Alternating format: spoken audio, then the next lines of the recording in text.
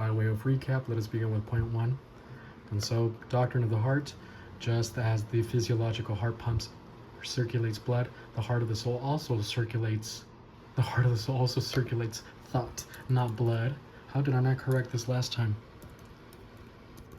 Right. Point 2. The heart of the soul is the seat of the spiritual. The heart has no emotional connotation. No emotional connotation in the Bible. The heart is the organ of thinking. Proverbs 23 verse 7. 1 Samuel 16:7. Genesis chapter 6 verse 5.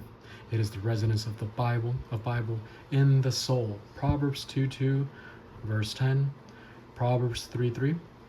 Proverbs 15:14. So the heart is the place where you think. It is the real you, and the subconscious is also inside of you. Whatever's inside that subconscious of yours is also part of you. A lot of us have garbage inside of our subconscious because of prior experiences, stupid decisions that we've made in the past, the utilization of problem-solving devices, the rejection of Bible doctrine, etc. But that's the reason why we're learning Bible doctrine, so that that Bible doctrine can remove all that garbage from the subconscious. And the subconscious has all sorts of fears, worry, anxieties, and you name it. Everything. And you dream it. You dream it up at night. Or when you're under pressure and you shift to this non-thinking emotional state, all of a sudden your subconscious starts saying stupid things. That's what happens when the ladies they get scared, they start saying some of the most randomest things. It comes out from their subconscious. And so we have to become not so much subconscious beings like animals. We have to become more thinking people like the Lord Jesus Christ. He was always thinking, not shifting to his subconscious mode. Okay. It is the resonance of, okay, point 3, the essence of the heart. It is composed of parts that have mechanical functions. First of all, we have the frame of reference. So this is the way my pastor writes. Here's the heart, also known as the right lobe. Here's the mind on this side, not the issue right now. And he puts it something like this, and this is calls it the stream of consciousness. There we go. And so this is the frame of reference, F of R. This is the frame of reference where you receive information and you connect it with previously learned information, so as that you can use it as a frame of reference to be able to absorb and understand the new information that you are receiving. The next one is the memory center. Let's put M center. Obviously you need a memory. Our life depends on accumulating new memories. Memories can be extremely wonderful. Memories can be extremely painful. The wonderful memories depends on you knowing Bible doctrine and having a wonderful life. The painful memories depends on you living in the cosmic system. It's as simple as that. But in order for you to have a frame of reference and be able to connect new information with previously learned information, you obviously need memories. And so you call from your memory center to bring some information so that you can connect it and understand the new information that's incoming. The next one, if I'm not mistaken, I don't want to do any injustice to what my pastor taught, but here we are. This is the vocabulary. You need vocabulary here if you're going to accumulate memories, and if you're going to build doctrines, which is our next part, categories. You need vocabulary. You cannot think beyond your vocabulary. It's as simple as that. When I think about previous experiences, I don't need a vocabulary. Yes, because those are experiences that you already have. But once you start talking about learning new concepts, learning new ideas, learning Bible doctrine, you need a vocabulary to build upon it and build upon it. How would you understand the doctrine of the sin barrier if you do not put all those things together? And finally, under the name propitiation, you would be able to understand the doctrine that the Lord Jesus Christ satisfied God the Father. And under the doctrine of the name of unlimited atonement, there you understand that the Lord Jesus Christ took all the sins of the whole world, past, present, and future. And under the name redemption, you understand that the Lord Jesus Christ saved us, redeemed us from the curse of the law. And so these are all nomenclature that you need in order to accumulate Bible doctrine and build upon it and build upon it and build upon it. You would not be able to form that sin barrier without vocabulary, and hence we need vocabulary. We become a society that does not like to use technical words. Those who use technical words just use it for snob purposes, for pretentious purposes, to show off. But technical vocabulary is very necessary. Whatever discipline you're in, you have to use vocabulary. Heck, even feminist women's studies and LGBTQ has their own nomenclature as well. They understand the necessity for that, for nomenclature. You need to categorize all these different things. And if all these weak, cheap subjects such as sociology or whatever it is, you name it, not all sociology is bad, but a lot of it has been influenced by Marxist ideology, so yes, a lot of it is trash. But if a lot of these cheap subjects need vocabulary, what makes you think that doctrine does not need also its own nomenclature? That's the reason why my pastor always formed all these vocabulary that people criticized him about. The divine dynasphere, I call it power super, he called it the divine dynasphere. The daily function of gap, grace apparatus for perception. Operation Z is what he called it at the end, but unfortunately Operation Z, the Russians took that name for Z and now ascribed it to their military, so I refuse to use that one now. It reminds me of the Russians. So yes, we do need nomenclature, we need vocabulary, and with all these youngsters smoking weed and not really using any vocabulary, not putting any thoughts together and just saying, hey, what's up, fool? Huh? All right, and all just speaking with a bunch of grunts and moans, well, you can see where we're going. No wonder we're becoming savages once again. And I'm not one of those that, advocates for civilization, but we do need a lot of thinkers in this world in order for it to advance, and the Industrial Revolution, and military matters, even for enjoyment. You want to have a good conversation? Well, make sure you know how to put some thoughts together. If you have a wife, if you're a man and you have a wife, you're going to have, this is a perpetual conversation. Your marriage is a lifelong conversation. Can you believe that? Sex is only secondary or tertiary. Yes, God is going to give you wonderful sex as part of your super grace blessings, but it's still going to be secondary or tertiary. The key thing in your relationship is going to be is the soul. And so you and your wife, or if you're a woman, you and your right man, you're going to be having a lifelong friendship, also known as a lifelong conversation. And you learn and you talk and you talk and you talk, and you have to be able to enjoy each other. And so in order for to have a conversation, you have to have vocabulary. The vocabulary to put things together, talk about anything, many things that stimulate. You guys have to become very, very good friends. But what do we see? We see the opposite. You see older couples, 60-year-old couples, and the man is always, playing golf out there, trying to get away from the wife. The wife is, with their little social club and all that. And so they do it on purpose to get away from each other. And finally, at the end of the day, at 8 p.m., they get back and they finally, hey, and how you doing, and all that.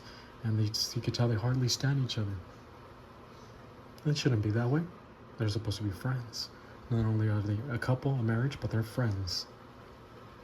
By the time you get older, you should become very, very good friends with your spouse. Well, the importance of vocabulary. Once you have this vocabulary, you also develop the categories. The reason why we can divide these things as doctrines. What do we have here? Doctrine of hope. If I tell you what hope means, are you able to think about what hope is? Confident expectation. Doctrine of the hypostatic union. This is a nomenclature vocabulary that was formed in the 3rd century BC, and all these the Council of Nicaea. And so, they understand the importance of nomenclature.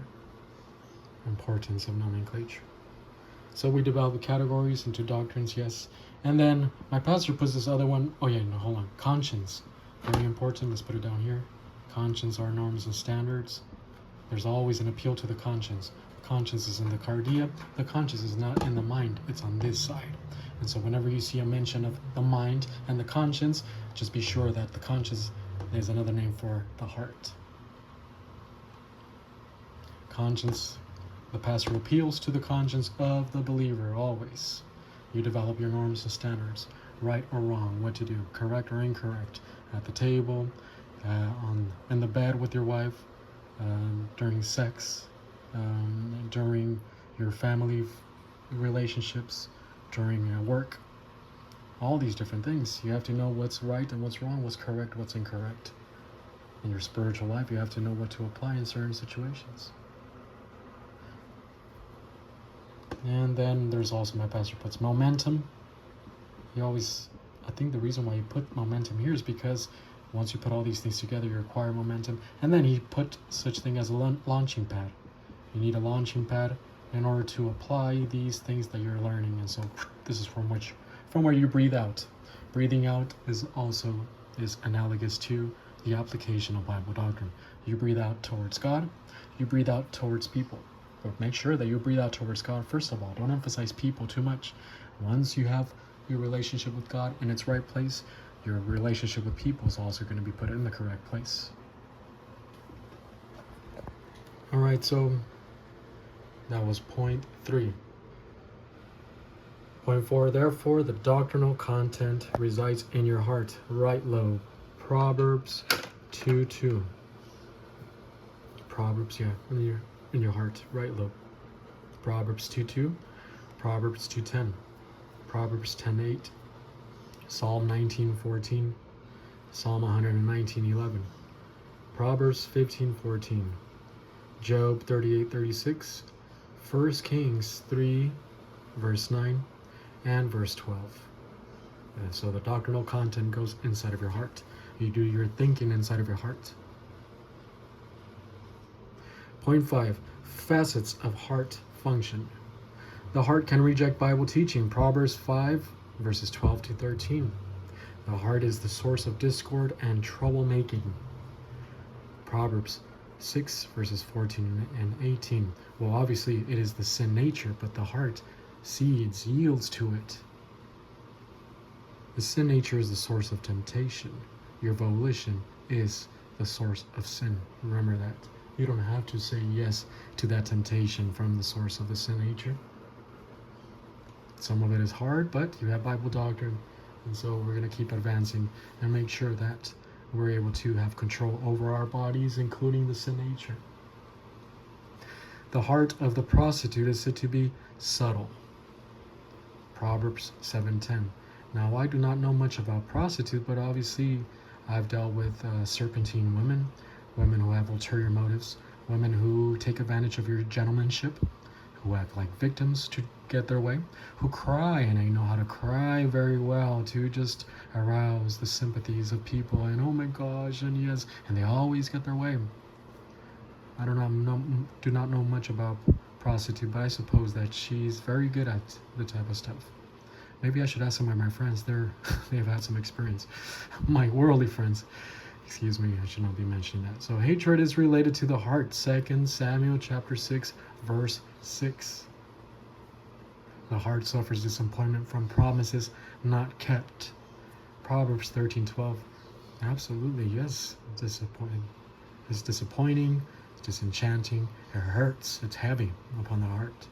The heart promotes mental attitude sins, such as bitterness. Proverbs 14:10. Sorrow and disappointment. Proverbs 14:13. Remember that sorrow and disappointment from the world, from the cosmic system, is sinful. It's unfulfilled lust, unsatisfied arrogance. There is a sorrow from being in the plan of God because a lot of things hurt. There's something also known as godly sorrow. We're going to talk about that in chapter 7. Pride. So the heart promotes pride. Proverbs 21:4. Obadiah 3. Worry. Ecclesiastes chapter 2, verse 23. Women use the heart to trap men. Ecclesiastes 7:26. Now, women are much more astute at being able to trap men. A lot of times, just put a woman that's not that smart and put a man that's really smart. And the woman will easily be able to entangle the man if he's arrogant. If he's arrogant, she'll easily be able to entangle him and make him fall for her trap, just by simply appealing to his arrogance. Men, if you're arrogant and you have these areas of arrogance, you're easy prey to not so smart women. And so a woman that's not so smart can almost any time make a man who's smarter but arrogant, she can easily make him fall into her trap just because of arrogance. Reversionism is described in terms of the heart. Jeremiah 17:5, also verse 9. Zechariah chapter 20, verse 12. Revolution and insubordination occurs in the heart. 2 Samuel 15:6, Jeremiah 5:23, Ezekiel 6:9. Hypocrisy is in the heart. Job 36:13, Psalm 55:21. Therefore, we can conclude that the heart is influenced by either evil or doctrine. And you cannot change evil or doctrine, but evil or doctrine can definitely change you. You decide which one's going to change you.